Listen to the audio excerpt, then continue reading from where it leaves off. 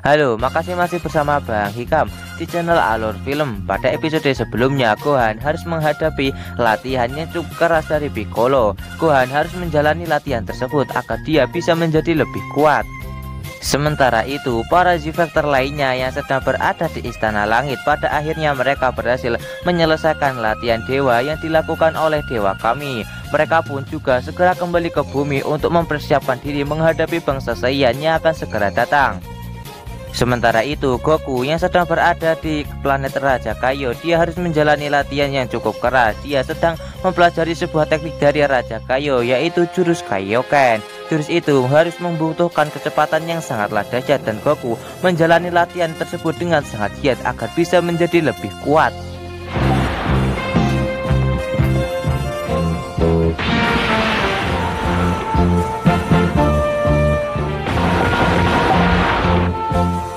Singkat cerita, hari terakhir Goku latihan pun telah tiba. Goku akhirnya bisa menyelesaikan semua latihan yang diberikan oleh Raja Kaio. Dan Raja Kaio pun akan segera mengetes Goku apakah latihan yang ia jalani telah berhasil. Dan tes pertama yang harus dilakukan oleh Goku adalah menangkap Bubbles. Goku pun segera melakukan tes tersebut. Dia berhasil memecahkan sebuah rekor yang membuat Raja Kaio menjadi sangat terkejut.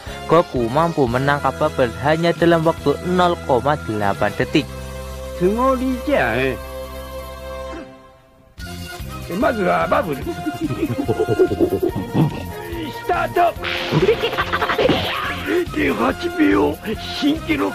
Untuk tes yang kedua, Goku diharuskan memukul Gregory untuk kedua kalinya. Goku pun segera diberikan palu yang sebelumnya ia gunakan.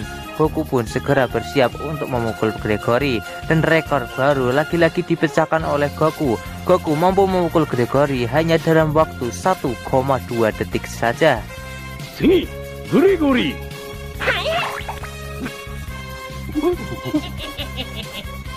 Yo, Tato.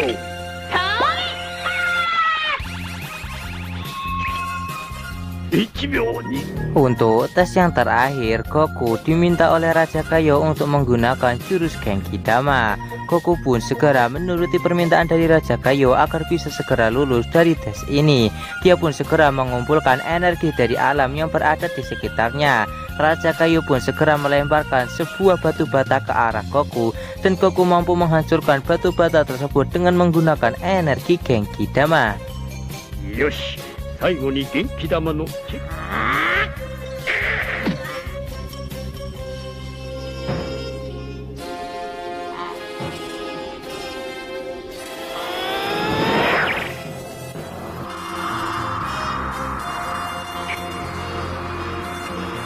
いよカヨフラでは行くぞ捕らえてみろ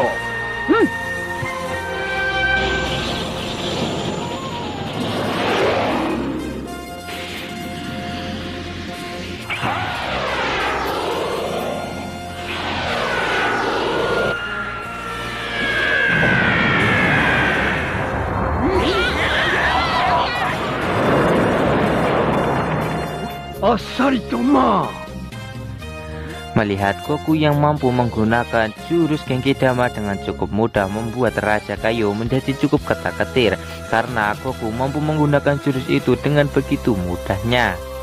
Raja Kaio segera menjelaskan kepada Goku kalau jurus Genki Dama ini adalah jurus yang menyerap atau menggunakan energi dari makhluk hidup dan juga tumbuhan. Jika Goku menggunakan jurus tersebut di bumi, maka Goku akan mendapatkan energi yang sangat banyak karena energi yang berada di bumi jauh lebih banyak daripada energi yang berada di planetnya. Ditambah lagi bumi juga cukup dekat dengan matahari, maka Goku bisa menyerap energi yang berada di matahari tersebut. Tapi Goku harus berhati-hati menggunakan jurus Genki Dama karena jika Goku sampai teledor menggunakan jurus tersebut, maka akan tak sengaja menghancurkan bumi saking dahsyatnya jurus Genki Dama itu. Raja Kaio akan mengizinkan Goku untuk menggunakan jurus tersebut, tapi jurus Genki Dama harus digunakan oleh Goku jika Goku benar-benar dalam keadaan terdesak. Karena jika Goku terlalu sering menggunakan jurus tersebut akan membahayakan bumi karena saking besarnya energi dari jurus Genki Dama yang bisa saja menghancurkan bumi. Akhirnya Goku pun mengerti kalau dia harus melawan bangsa Saiyan dengan menggunakan jurus Kaioken saja. Namun jika dia terdesak maka dia harus menggunakan jurus Genki Dama sebagai jurus andalannya. Secara tiba-tiba Raja Kaio langsung panik karena dia salah memperhitungkan kalau waktu seharusnya Goku kembali ke bumi adalah kemarin, bukannya hari ini. Karena Goku harus melewati jalur ular maka Goku akan menghabiskan waktu 2 hari bukannya 1 hari. Benar itu membuat Goku sangat panik dan bertanya kepada Raja Kaio apakah Raja Kaio bisa langsung mengirimkannya ke bumi. Raja Kaio pun mengatakan kalau hal tersebut tidak bisa dilakukan oleh dirinya. Raja Kaio segera meminta kepada Goku untuk segera bergegas meminta kepada teman-temannya untuk menghidupkan Goku kembali dengan bantuan darinya. Goku pun segera memegang pundak dari Raja Kaio dan segera berbicara kepada para Z-Factor lainnya yang sedang berada di bumi untuk segera menghidupkannya menggunakan bola Dragon Ball. Tak lama kakek Muten Roshi dan juga yang lainnya pun segera menggunakan bola Dragon Ball untuk segera menghidupkan Goku. Setelah Shenlong keluar, kakek Muten Roshi segera meminta permintaan tersebut dan akhirnya Goku berhasil dihidupkan kembali. Setelah Goku berhasil dihidupkan kembali, dia pun segera berpamitan dan juga berterima kasih kepada Raja Kaio karena telah melatihnya. Goku pun segera bergegas untuk menuju ke bumi. Dia pun menggunakan kecepatan full power untuk melewati jalur ular untuk mempersingkat waktu agar dia bisa segera sampai ke bumi. Kalau tidak, maka teman-temannya akan terbunuh oleh para bangsa Saiyan. Singkat cerita, esok hari pun tiba. Kita akan diperlihatkan kedua pesawat dari para bangsa Saiyan saat ini telah memasuki atmosfer bumi. Mereka pun terlihat cukup cepat dalam melakukan perjalanan menuju ke bumi. Pada akhirnya kedua pesawat dari bangsa Saiyan itu langsung mendarat di bumi. Pendaratan yang mereka lakukan berada di tengah-tengah kota dan membuat kepanikan di mana-mana.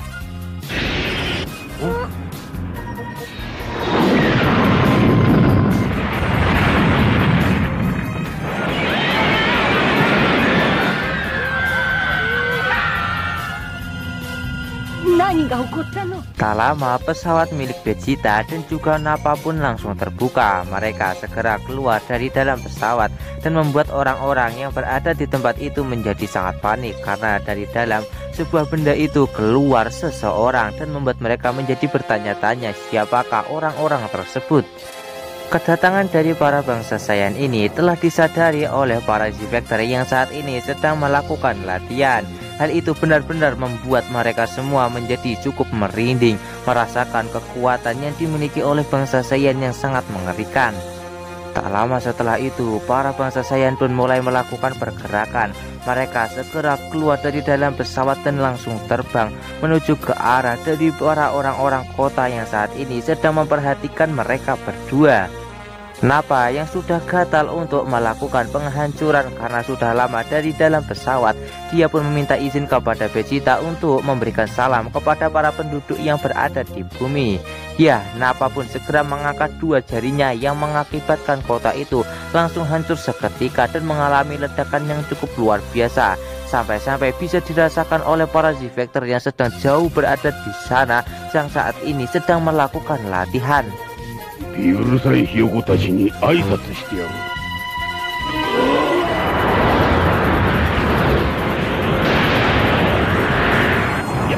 やつら何をやりやがった。一体。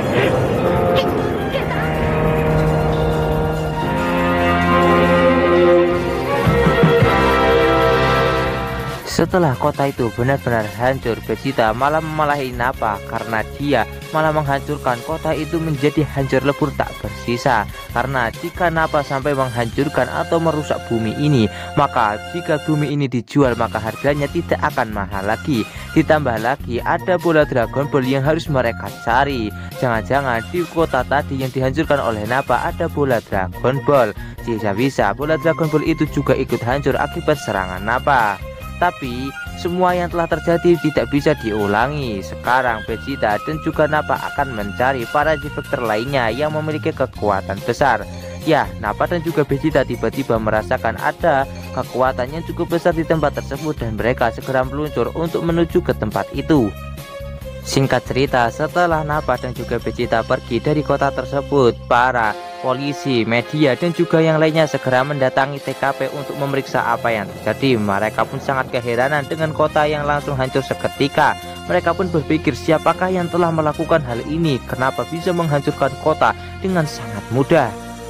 Yajirobe yang mengetahui tentang bangsa Saiyan itu, dia akan memanfaatkan hal ini untuk menghasilkan uang. Yajirobe pun mengatakan kepada semua media kalau dia akan membeberkan atau menceritakan apa yang telah terjadi jika mereka memberikan uang kepadanya, karena saat ini dia sedang kelaparan. Mendengar itu, para media pun segera berbondong-bondong memberikan uang kepada Yajirobe agar Yajirobe segera memberitahu apa yang sedang sebenarnya terjadi saat ini. Di sisi lain, Piccolo dan juga Gohan, mereka berdua merasakan kalau saat ini bangsa Saiyan sedang menuju ke arah mereka berdua, karena mereka berdua yang memiliki daya tempur yang lebih tinggi daripada Z-Fighter lainnya. Tiba-tiba Krillin juga datang ke tempat tersebut karena dia menyadari kalau bangsa Saiyan sedang menuju ke sini. Di saat Krillin dan juga Gohan masih asik-asiknya ngobrol karena sudah lama tak bertemu, Piccolo meminta kepada mereka berdua untuk jangan kebanyakan ngobrol terlebih dahulu, karena sepertinya bangsa Saiyan sudah sampai ke tempat ini. Dan benar saja, di atas langit sana terlihat kalau Vegeta dan juga Nappa telah sampai ke tempat ini untuk segera melakukan pertarungan. Akhirnya bangsa Saiyan dan juga para Z-Factor pun telah melakukan pertemuan pertama mereka. Terlihat kalau bangsa Saiyan ini seperti mengetahui Piccolo dan mengatakan kalau Piccolo ini adalah bangsa dari planet Namek. Sepertinya bangsa Saiyan ini mengetahui cukup banyak hal tentang Piccolo, yang mana Piccolo sendiri dia tidak tahu tentang asal-usul dirinya dari mana, tapi dia sangat heran kenapa bangsa Saiyan ini bisa tahu tentang dirinya, bahkan dirinya tidak tahu tentang dirinya sendiri asal-usul dia dari mana. Piccolo malah berterima kasih kepada para bangsa Saiyan karena berkat mereka dirinya bisa mengetahui tentang asal-usul dirinya sendiri. Sementara itu di Istana Langit diperlihatkan kalau Dewa Kami juga sangat terkejut dengan para bangsa Saiyan ini yang memiliki pengetahuan sangat luas dan tahu tentang asal-usul dari dirinya dan juga Piccolo kalau mereka berdua adalah salah satu dari bangsa Namekian. Kita kembali ke tempat Piccolo dan juga yang lainnya yang sedang berhadapan dengan bangsa Saiyan. Tiba-tiba media yang telah mendapatkan informasi dari Yajirobe tentang bangsa Saiyan ini, mereka pun datang kemari untuk segera merekam apa yang sebenarnya terjadi dan menyiarkannya ke TV. Nappa yang merasa terganggu dengan kedatangan dari para media segera menembakkan sebuah tembakan laser ke arah salah satu pesawat dan membuat pesawat yang lainnya pun kena mental, dan mereka pun segera meninggalkan tempat itu agar tidak terkena serangan dari bangsa Saiyan untuk kedua kalinya.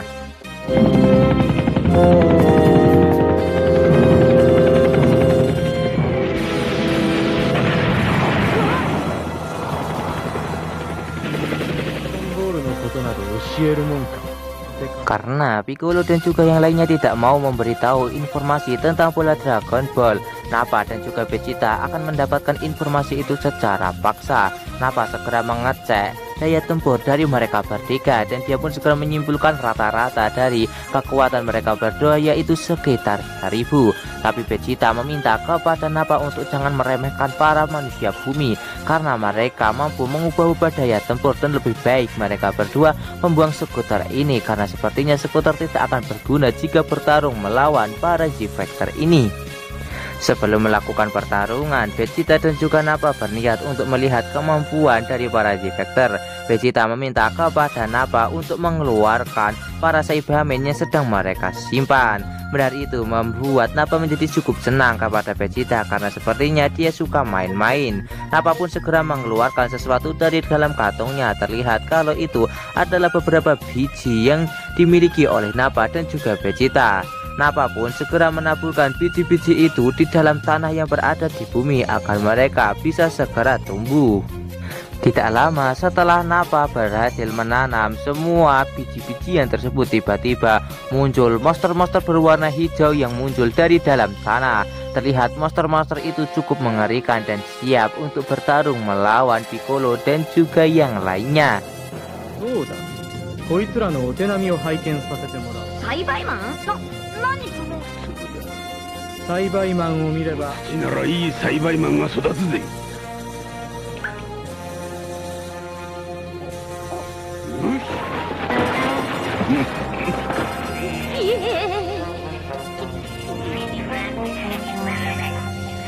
Baru saja para Saibaman itu muncul dari dalam tanah, mereka pun segera memulai pergerakan dan menunjukkan kekuatan mereka kepada Piccolo, Krillin, dan juga Gohan. Terlihat kemampuan dari para Saibaman ini benar-benar tidak bisa diremehkan. Kekuatan mereka sungguh overpower dan membuat Piccolo, Krillin, dan juga Gohan menjadi sedikit ketar-ketir.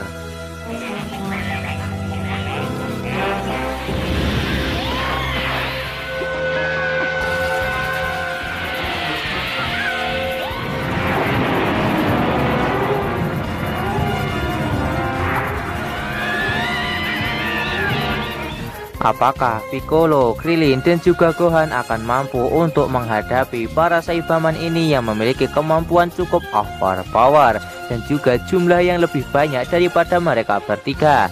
Tonton saja kelanjutan ceritanya di channel Alur Film, channelnya anime masa kini.